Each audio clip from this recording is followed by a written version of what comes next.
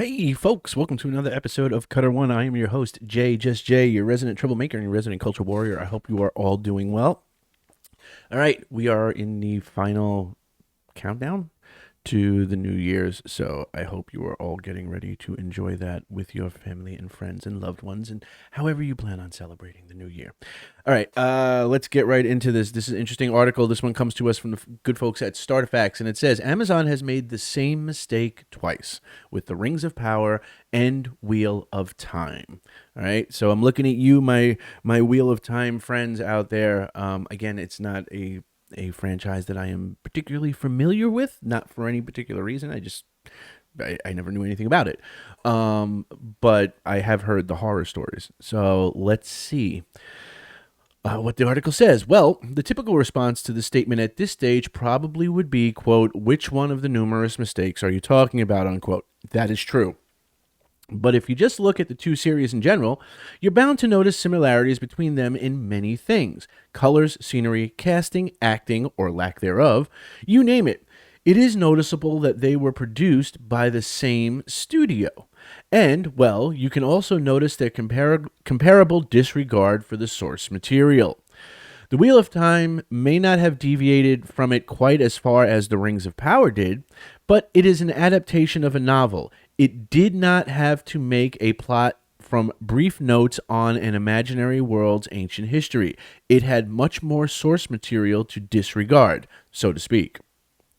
Both series take immense liberties with their respective sources and, in a very similar fashion, often disregard the lore seemingly just for the sake of disregarding it. Compare Moiraine slinging fireballs to orcs actively burning under the sun almost as if they were vampires. Actually, the fact that the two series have a remotely similar look should already trigger some alarms.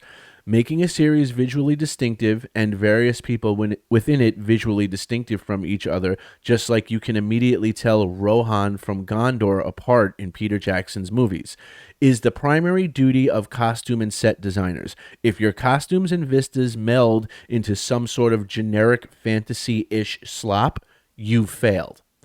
And the Rings of Power only avoids that because it inherits designs for its elves, dwarves, and so on from Peter Jackson's movies. Nearly all of its attempts at original designs range from unmemorable to painfully generic and indicating a failure of imagination. For example, Numenor in the Rings of Power is Gondor with more of a naval focus.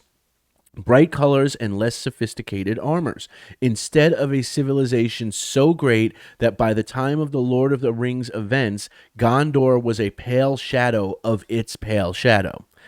As the result, there is another glaring similarity between the Rings of Power and the Wheel of Time. They both ended up at that sort of series which is praised by critics and blasted by the audience. Robert Jordan's fan base may not place their favorite books on the same pedestal as Tolkien's fans, but it too has standards and expects an adaptation to have more respect to what it is adapting. And this was written by Aaron Jimenez, who I've seen articles from him before, and I'm sure you guys have right here on the channel. And yes, we tend to agree with most of his takes, right? I mean, again, I can only speak as a Rings of Power Tolkien fan and stuff like that, but I want to hear from you guys that were also into Wheel of Time. Clearly, Numenor is not the Numenor that Tolkien lays out. And yes, it is tiring hearing the same excuse. Well, we didn't have access to the Silmarillion, and therefore we really couldn't tell these stories and stuff like that in depth and stuff like that. Yeah, but you still touched on them. You still felt the need to go there, right? So you readily admit you don't have the ability to recreate these stories in any legitimate sort of adaptation. So what you did was you said, well, because the appendices reference this stuff, we'll just sort of make it up on our own and do what we think it should be. And it shows that you're doing that to any self-respecting Tolkien fan. We know the shit that's involved in that show. And Again, the same thing with the lackluster armor, where it's supposed to be some form of like scale mail type armor that the Numenorians are wearing, but it literally looks like somebody just took like a stencil and some spray paint, and just like stencil spray painted some on some leather to make it look like scales. And there's that one famous clip where the guy's got his arm up and you could see that there's nothing underneath. Yeah, I mean, for $1 billion, the production quality is garbage, as well as all the other things that are wrong with that show. And I'm curious again, and I've said this before, for Wheel of Time fans, is it that bad? Like, is it as bad as us Tolkien fans are experiencing, or do we have it worse? And for you guys, it wasn't quite as bad. I understand that they definitely drifted from the established lore with Wheel of Time, and apparently they changed characters. Like, there were male characters that in the Netflix, I mean in the Amazon show, are female, or I don't know about race swapping. Like, apparently they did a lot of the same moves that they did with Rings of Power. They also did in Wheel of Time, and I would be curious to hear a fan, somebody who's a fan of the Wheel of Time franchise books, what their take is. I mean, like.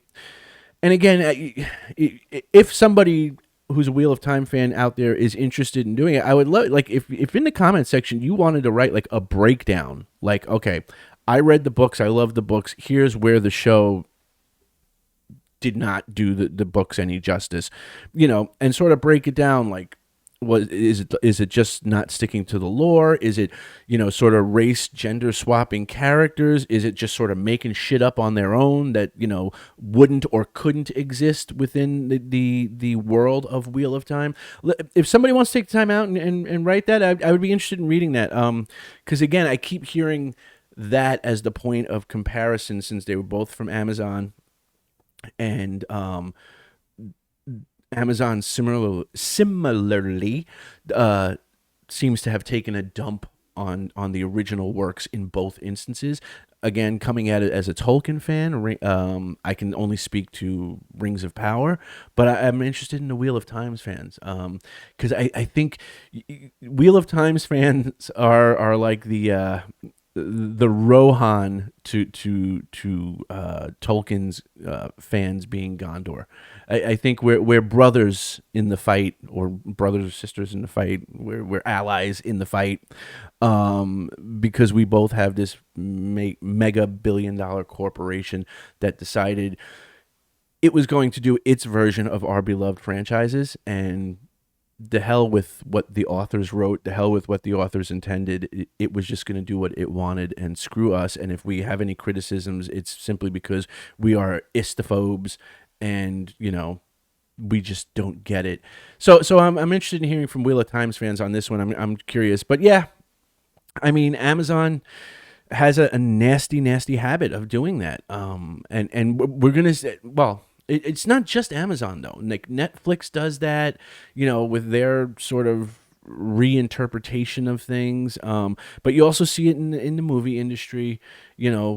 Star Trek, Doctor Who, Star Wars. Where there's this need for these people to come in and completely change what we love and what we're fans of to fit some modern day, 2022 perspective on the world. And it's like, no, do you not understand that the reason why we love this thing is because it's not that. It is not my everyday 2022 that I could see outside my window. Okay, it is the place I escape to. It is escapism.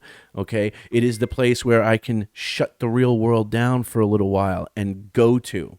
Okay, I don't want it to be a representation, another mirror of the real world.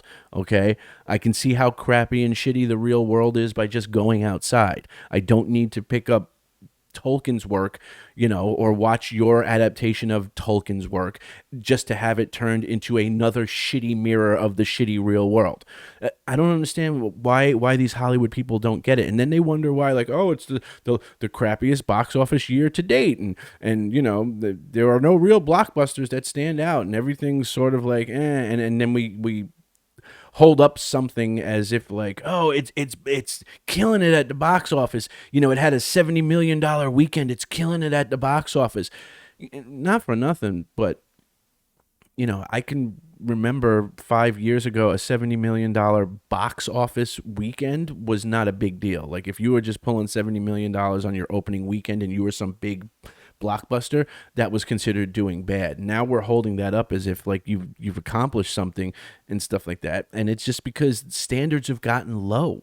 The standards have gotten so low now that we expect crap adaptations from Hollywood. And well, at least they're consistent because they keep delivering just that, crap adaptations. But anyway, I've ranted too long. Let me know what you guys think down in the comments below. Remember, give the video a like if you like the video. If you feel like sharing the video, get it out there. It gets it seen, gets more people coming through to check us out and join the fight against the evil, dark lord that is Bezos and Amazon. If you have not subscribed, I would hope that you would consider joining our alliance to save the franchises that we love. I mean, that's all. I really can't say it in any other way than that. And if you have subscribed, thank you for coming back. You are awesome. All right, folks, I look forward to seeing what you think down in the comments section below, especially you Wheel of Times fans. Are we in this together? Are they just the steamroller of destruction, destroying everything we care about? Let me know what you think down below. All right, remember, until next time, be good, be safe, be awesome. Peace.